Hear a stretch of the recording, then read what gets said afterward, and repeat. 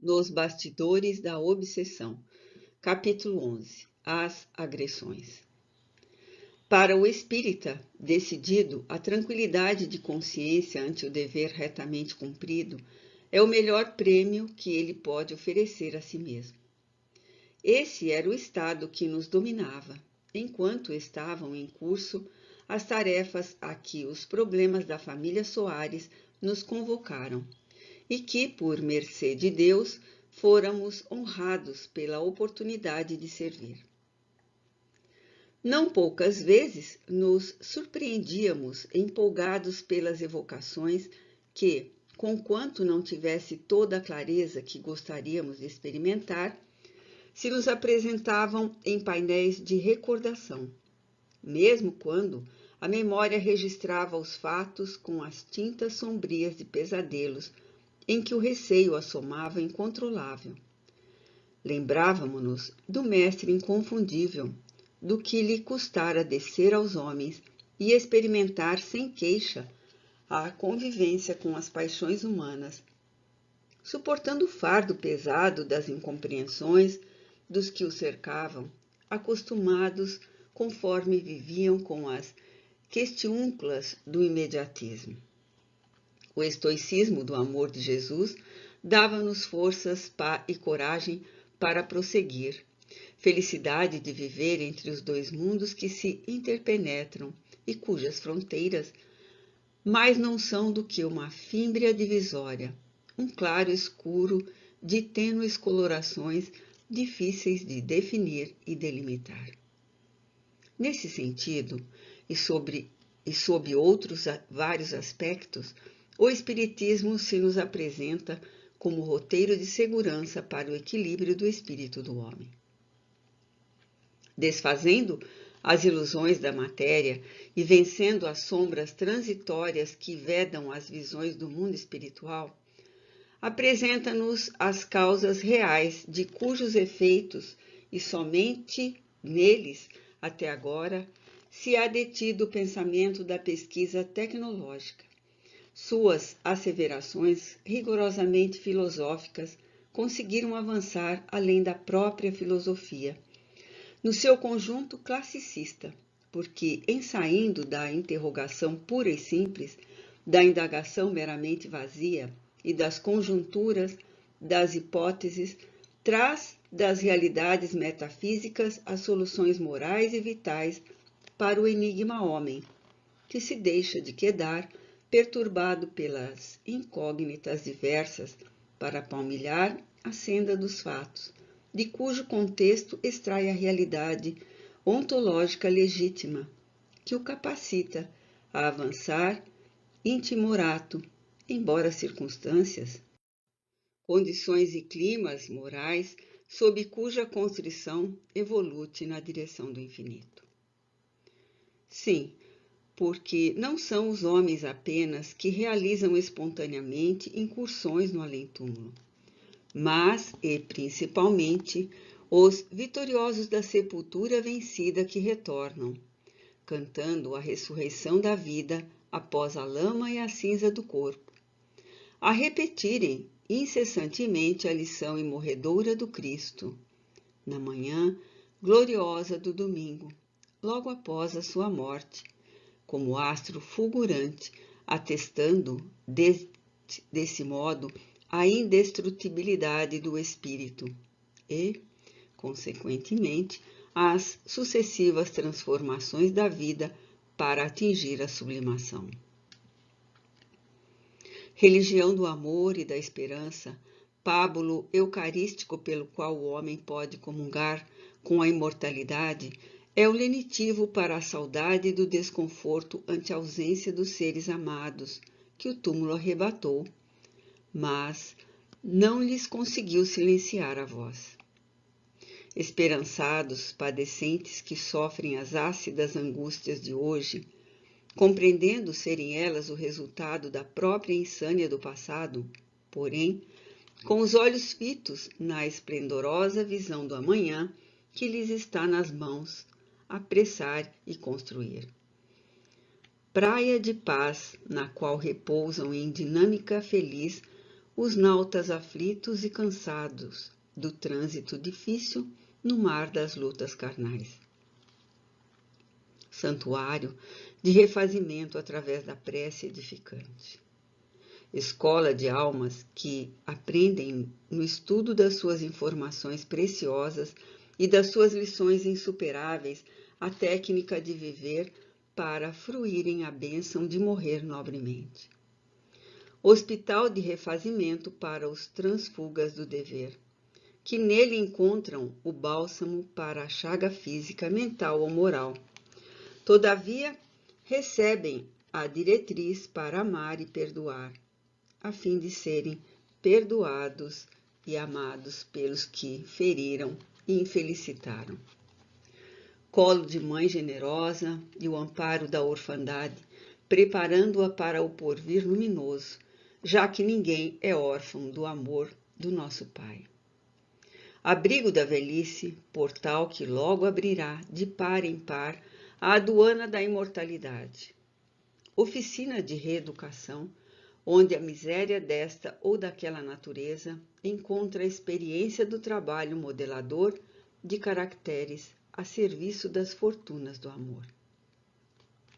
Traço de união entre a criatura e o Criador, religando-os e reaproximando-os até que a plenitude da paz possa cantar em cada criatura, à semelhança do que o apóstolo das gentes afirmava. Já não sou eu o que vivo, mas é o Cristo que vive em mim. Gálatas, capítulo 2, versículo 20. As altas responsabilidades consequentes do conhecimento do Espiritismo forjam homens verazes, cristãos legítimos. Neles não há campo para a coexistência pacífica do erro com a retidão, da mentira com a verdade, da dissimulação com a honestidade, da lealdade com a hipocrisia, da maledicência com a piedade fraternal, da ira com o amor. Compreendendo que ser espírita é traçar na própria conduta o comportamento do Cristo, a exemplo de todos aqueles que o seguiram, e consoante preceitua o eminente apóstolo Allan Kardec. O aprendiz da lição espírita é alguém em combate permanente pela própria transformação moral, elevação espiritual e renovação mental, com vistas à perfeição que a todos nos acena e espera. Sem dúvida, sentíamos a fragilidade das nossas fracas forças e buscávamos na prece o refúgio e na meditação o refazimento, aurindo energias e vitalidade para atravessar bem os dias do trabalho superior no qual nos encontrávamos e cujo êxito, em grande parte, dependia da contribuição que pudéssemos oferecer. Com muita propriedade, se assevera que a insegurança de uma muralha está na pedra que se encontre mal colocada. Arrancada esta, mais fácil se faz conseguir-se deslocar outra, e assim sucessivamente. Pairando sempre sobre todos nós, o Espírito do Senhor convinha-nos e nos convém não desfalecer na luta.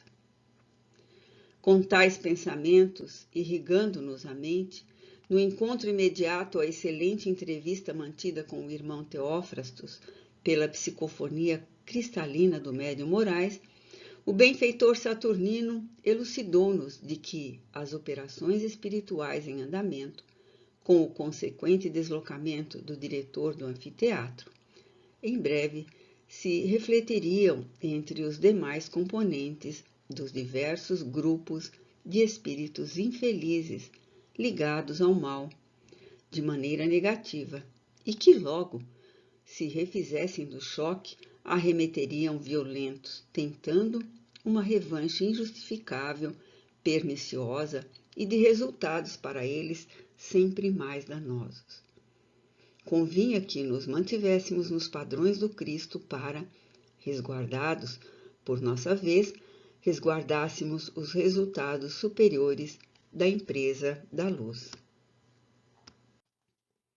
Devidamente esclarecidos e também fortificados, continuamos nas tarefas habituais da propaganda espírita, quando, uma semana depois, começamos a experimentar, quase todos nós, os encarnados, participantes do labor abençoado, singular melancolia e alguns traços de irritabilidade no comportamento. Não ignorávamos que algumas das técnicas de que se utilizavam os perseguidores de encarnados atormentados que buscam o concurso do espiritismo são, em diversos casos, o aumento da agressão às suas vítimas, a fim de lhes darem ideias falsas de que a frequência às sessões lhes acarretou maior dose de sofrimento, inspirando-as a debandarem, após o que então cessam de inóspito a constrição obsessiva, fazendo crer que a melhora decorreu do abandono àqueles compromissos repentinos, para voltarem mais ferozes, mais cruéis, mais implacáveis, quando tais pacientes, invigilantes quase sempre, lhes favorecem o campo fisiológico e psíquico, com recursos adequados à continuação dolorosa da perseguição temporariamente insana. De outras vezes, agem de maneira bem característica. Logo que seus clientes começam a honesta participação no estudo e na tarefa espírita da própria libertação, seja porque a modificação no campo mental lhes impede o intercâmbio com a mesma facilidade, seja por tática de estratégia belicosa, afastam-se os perseguidores, permanecendo, porém, em contínua vigília.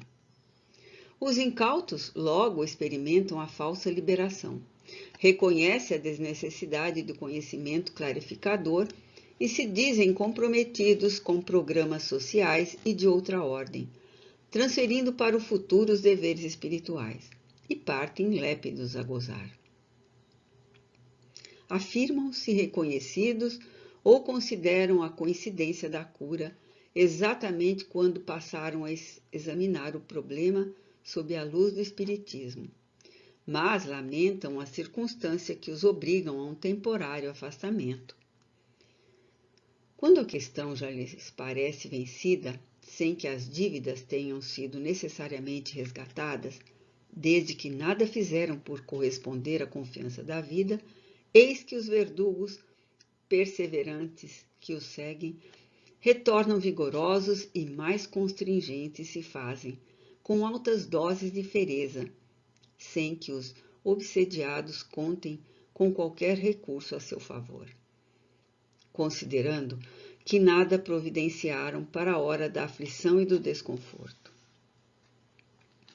Não desconhecíamos que, em todo o processo de desobsessão, se a vigilância, a oração e o jejum moral são condições essenciais, o otimismo e o bom humor não podem ser relegados para trás.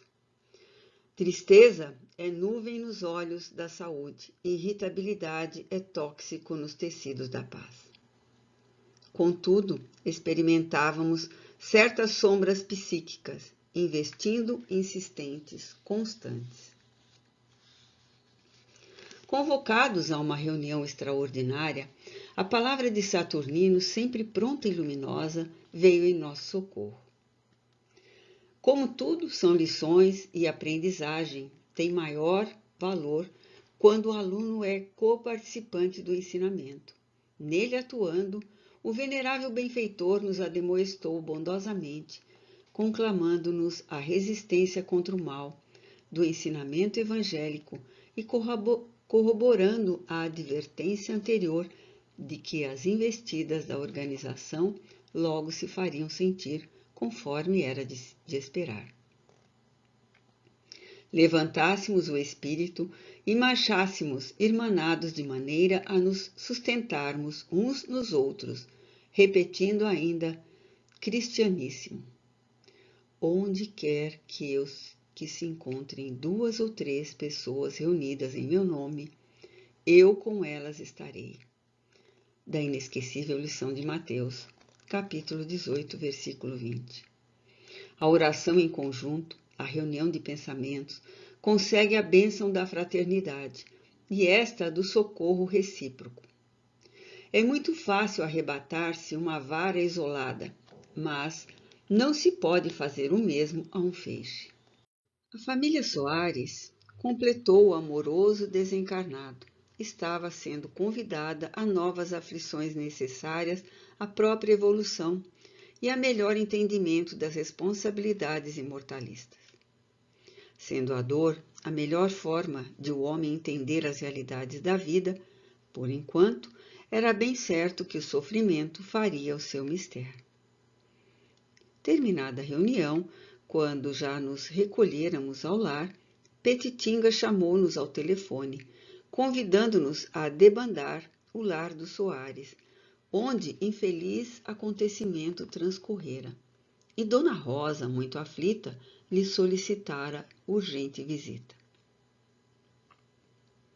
Quando chegamos à residência do senhor Mateus Soares, encontramos os familiares tomados de superlativa amargura. Dona Rosa e a filha Amália haviam retornado do hospital do pronto-socorro, onde se encontrava internado o chefe do lar, que fora submetido a delicada cirurgia de emergência. Dona Rosa, compreensivelmente aflita, esclareceu que recebera informação de pessoa amiga de que o senhor Mateus fora levado à pressa para aquele hospital, nas primeiras horas da noite, como vítima de uma cena de sangue. Não possuía detalhes que esclarecessem a situação.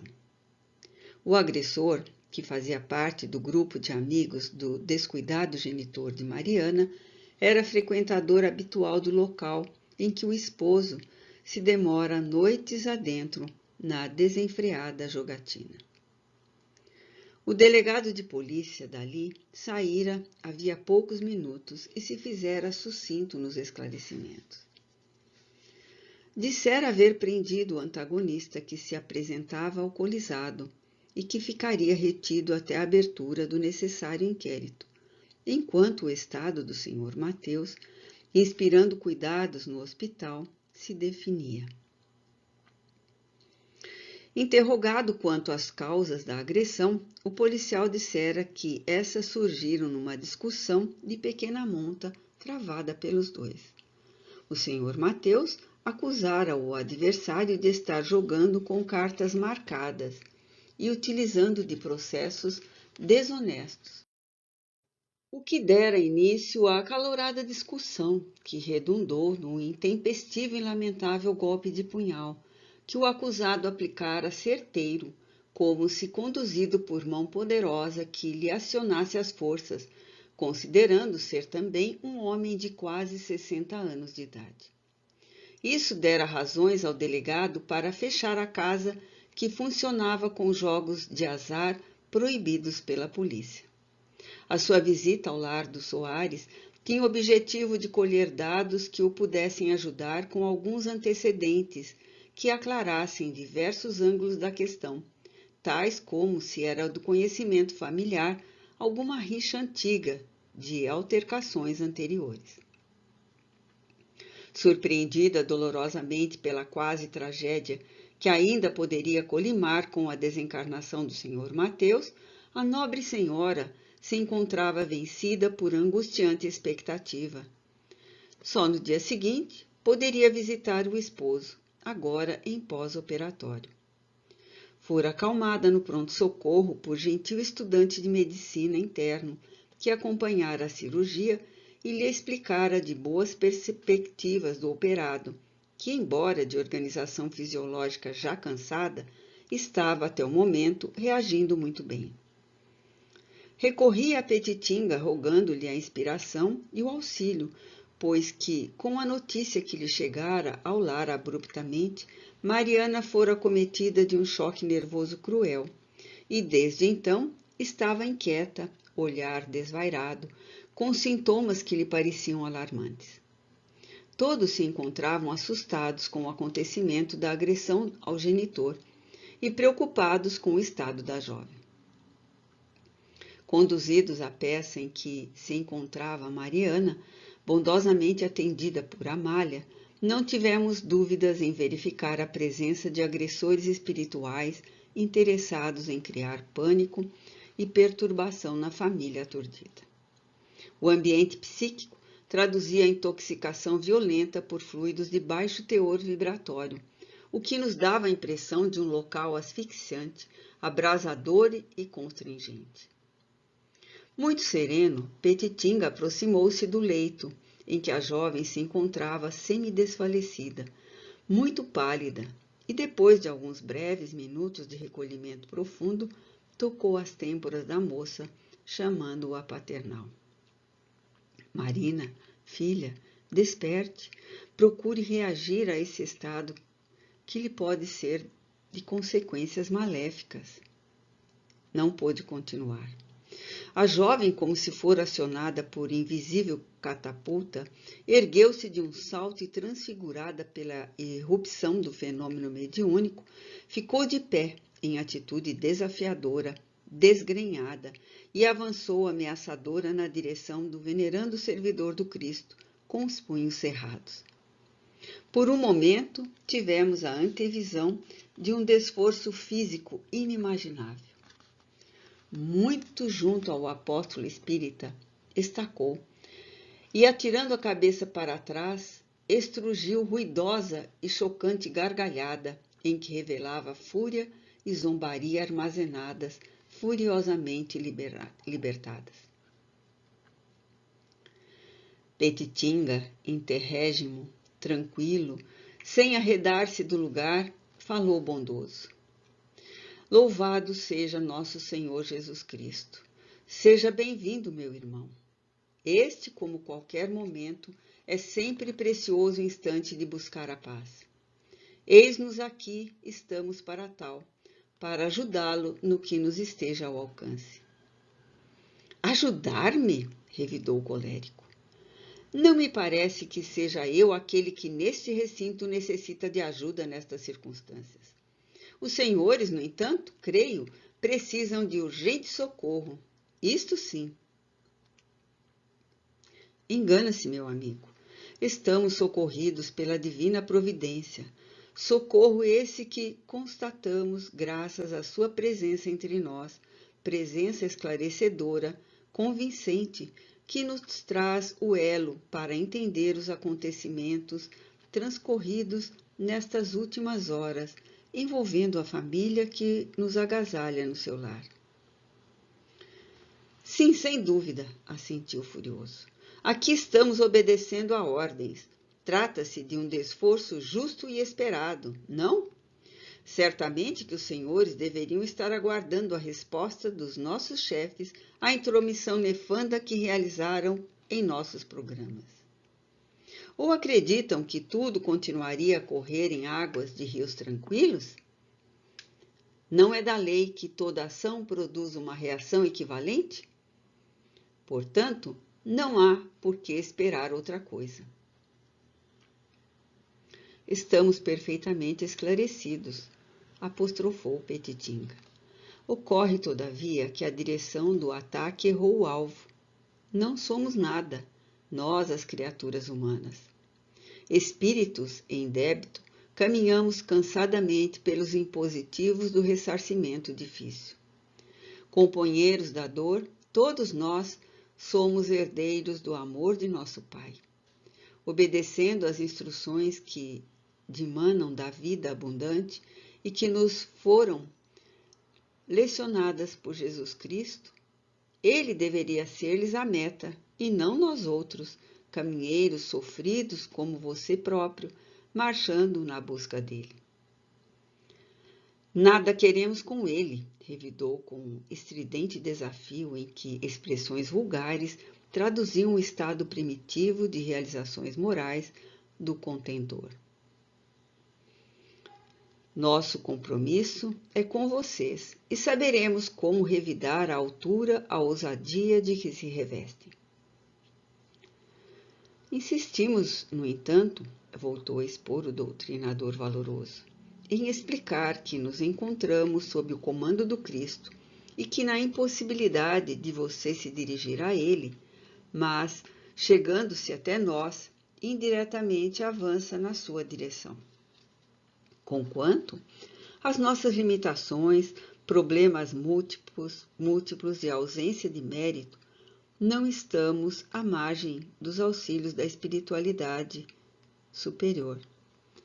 Nesse momento, mesmo em que lhe falamos, já nos sentimos amparados suficientemente para interromper a entrevista de violência, porquanto, nobre mensageiro do Senhor, prontificou-se a assisti-lo e tranquilizá-lo, encaminhando-o como do nosso desejo a Jesus.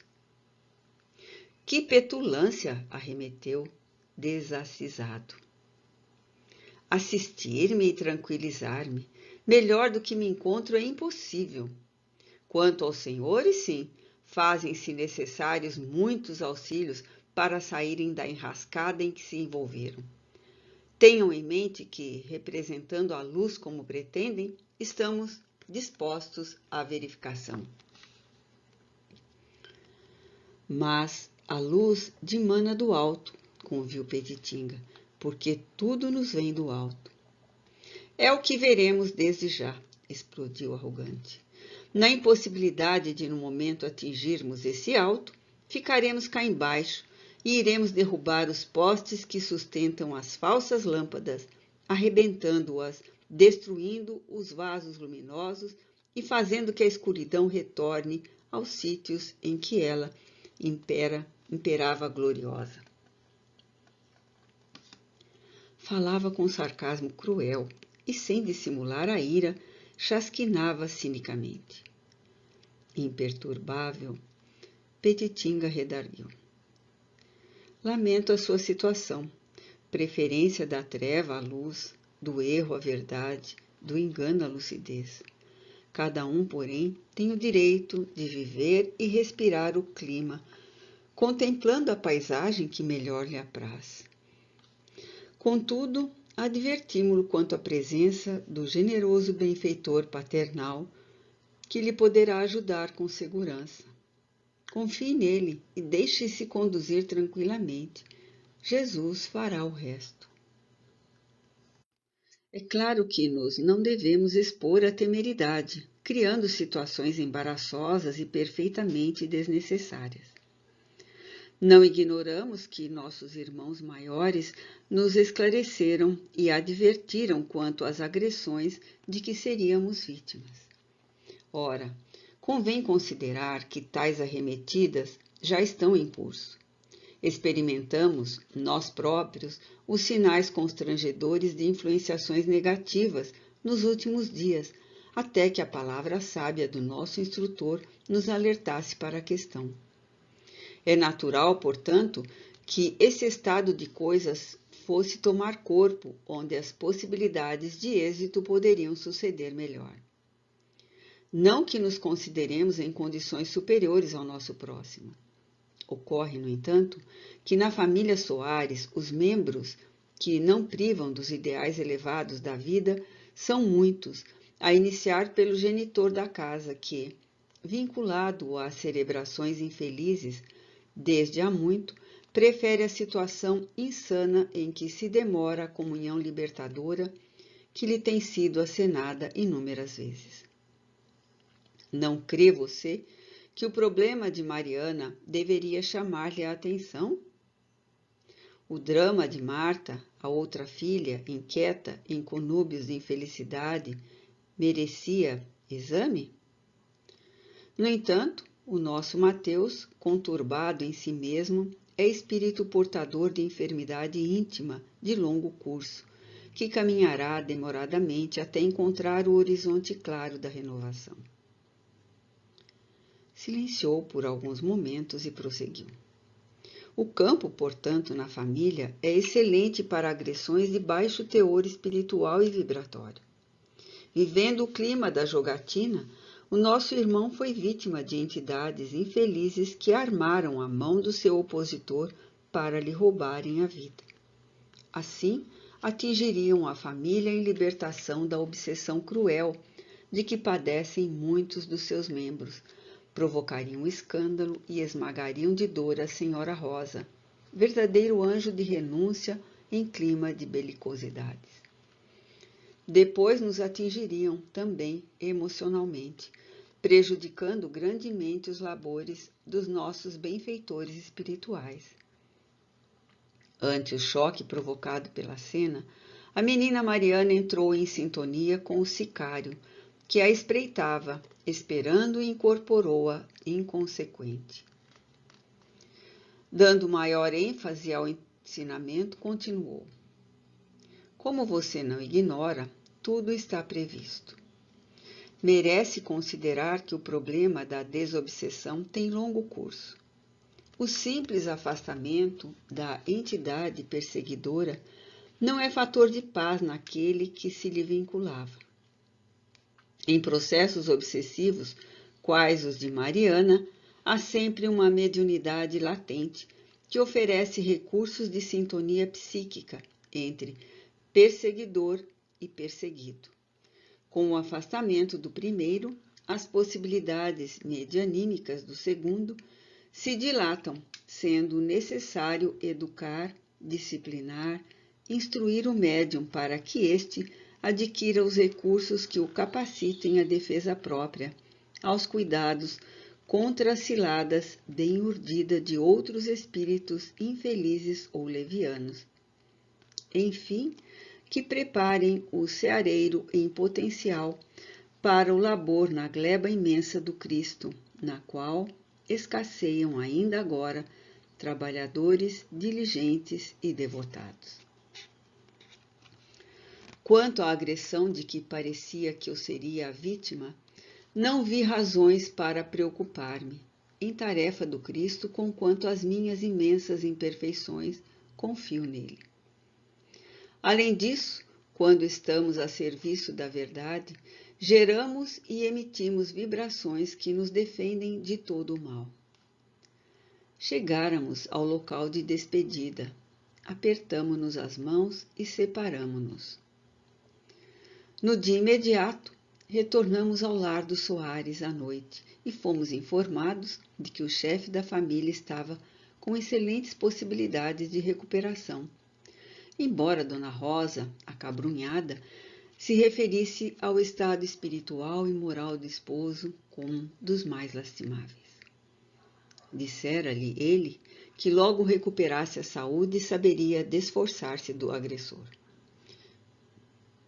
Pouco se dava com o que ocorresse consigo mesmo, mas lavaria em sangue o seu nome e a sua honra.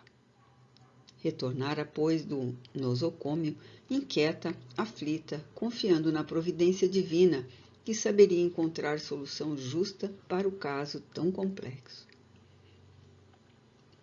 A veneranda senhora definhava, e seu rosto sulcado pela dor inspirava-nos profunda piedade fraternal. Carinhosamente estimulada por Petitinga, de suas mãos, recebeu a transfusão de abundante energia refazante pelo recurso do passe. Não padeciam dúvidas de que, vendo fracassados os seus planos de desdita, eliminando a vida física do senhor Mateus, os facínoras espirituais estavam a atormentá-lo, gerando as raízes perigosas do ódio, em cujas malhas imprevidente e leviano se emaranhava. Perturbado, seria presa mais fácil ainda para uma tragédia imprevisível após a recuperação da saúde. No domingo imediato, quando da reunião pública de exposição doutrinária na União Espírita Baiana, verificamos mais uma vez as artimanhas de que se fazem objeto os espíritos trevosos. Petitinga assomara a tribuna doutrinária e pregava. A sua palavra harmoniosa vibrava em tons de consolo, reportando-se ao estudo de O Evangelho segundo o Espiritismo, no capítulo 10, Instruções dos Espíritos, Perdão das Ofensas, a excelente mensagem de Simeão, ditada em Bordeaux em 1862. O recinto estava saturado de emoções superiores, e algumas pessoas tinham os olhos coroados de lágrimas. No intervalo natural da explicação, conhecido senhor de respeitável família local, obsesso contumaz, adentrou-se pela sala pública da sessão e, com o semblante fortemente com gesto, avançou na direção da tribuna, ruidosamente, e bradou, referindo-se a Petitinga: Hipócrita, quem é para pregar? Imperfeito como tu, como te atreves a falar da verdade e ensinar pureza, possuindo largas faixas de desequilíbrio íntimo que ocultas dos que te escutam? Dize.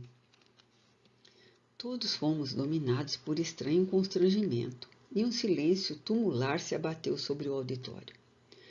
Petitinga, empalidecendo, levantou os olhos claros e transparentes, fitou o arrogante obsessor que o tomara a boca do atormentado cavalheiro e respondeu humilde: Tens toda a razão, e eu o reconheço. O tema em pauta hoje, que o caro irmão não ouviu, se refere exatamente ao perdão das ofensas. Não te evadas covardemente, descarregou o infeliz opositor. Refiro-me às condições morais de que se devem revestir os que ensinam, os que chamas à verdade e que te faltam. Desafio-te a que abandones a tribuna religiosa ou abandones a vida que levas. O assombro colocava-nos em estupor. Indubitavelmente, a entidade loquaz e enferma desejava criar condições de suspeição quanto à conduta ilibada, transparente e nobre do evangelizador, e o desafiava a um duelo verbal negativo e pernicioso. De fé inquebrantável, no entanto, o sereno, o lecionador da doutrina espírita, sem trair na voz as emoções que o visitavam, esclareceu com tocante sentimento da mais pura humildade. Irmãos, o amigo espiritual tem toda a razão e não me posso furtar ao dever de necessários quão inadiáveis esclarecimentos. Ensinou o Mestre que nos confessássemos uns aos outros, prática esta vigente entre os primeiros cristãos e que o tempo esmaeceu e deturpou dolorosamente. Nunca me atrevi, nunca experimentei coragem para dizer aos companheiros sobre as minhas próprias dificuldades. Agora, utilizando-me do auxílio do irmão que me faculta ensejo, digo da luta intensa que travo na alma para servir melhor ao Senhor. Tentado cada dia aprimorar-me intimamente, lapidando grossas arestas e duras angulações negativas da minha personalidade enferma. Depois de ter conhecido Jesus, minha alma luta denodadamente contra o passado sombrio, nem sempre logrando êxito na ferrenha batalha de superação dos velhos padrões de ociosidade e crime em que viveu na imensa noite dos tempos. Abandonar, todavia, o arado, porque tenho as mãos impróprias, quando a erva magraça e escasseiam obreiros, não o farei nunca. Elegi, desde há muito, a desencarnação no grabato da aflição superlativa e do abandono total. Fiel, no entanto, à luta redentora que me facultava a doutrina de Jesus, a partida para o mundo da consciência livre, cercado de carinho e conforto, ternura e compreensão, longe, porém, do serviço libertador. Prefiro a condição de enfermo, ajudando doentes, a ser ocioso, buscando a saúde para poder ajudar com eficiência. Enquanto se desgastam corpos e almas ao relento da indiferença de muitos, que as minhas mãos calejadas podem socorrer. Miserabilidade socorrendo misérias maiores, a posição falsa daquele que recebeu o talento e o sepultou, conforme nos fala a parábola do Senhor. Embora imperfeito, deixo luzir minha alma quando contemplo a grande luz. Vasilhame imundo aromatiza-me ao leve rócio do perfume da fé. Espírito infeliz, mas não infelicitado, Banho-me na água lustral da esperança cristã. Perdoa-me, Senhor, na imperfeição em que me demoro e ajuda-me na redenção que persigo. O auditório, compungido e emocionado, atendido por vibrações superiores, chorava comovido, e lágrimas transparentes adornavam a face do servidor do Cristo, rutilando singularmente naquela manhã de sol. Inesperadamente, o perturbador espiritual arrojou ao assoalho seu instrumento e, dominado por crua emotividade, bradou: Perdoa-me tu. A tua humildade vence-me a braveza, velhinho bom. Deus meu, blasfemo. O ódio gratuito cega-me. Perdoa-me, velhinho bom, e ajuda-me com a tua humildade a encontrar-me a mim mesmo. Infeliz que sou, tudo mentira, mendacidade inditosa, a que me amarga os lábios. Ajuda-me, velhinho bom, na minha infelicidade. Petitinga desceu os degraus da tribuna, aproximou-se do sofredor e, falando-lhe bondosamente, envolveu o médium com gesto de carinho, convidando-o a sentar. Perdoe-nos o Senhor de nossas vidas, falou em discreto pranto. E, levantando a voz, rogou: Oremos todos a Jesus pelo nosso irmão sofredor, por todos nós, os sofredores. Raras vezes na vida física presenciara a cena mais comovedora. Era como se o mundo excelso baixasse à terra e os homens pudéssemos transitar no rumo daquele mundo onde reside a felicidade. Retornando à calma, o médium, ignorando o que se passara, teve um gesto de espasmo por encontrar-se ali. Esclarecido em poucas palavras pelo pregador, este retornou à tribuna e, como se nada houvera ocorrido, deu curso à prelação. À hora regulamentar, os trabalhos foram encerrados, enquanto a cidade, lá fora, cheia de sons e músicas do dia e da faina dos homens, se deixava inundar da luz do sol.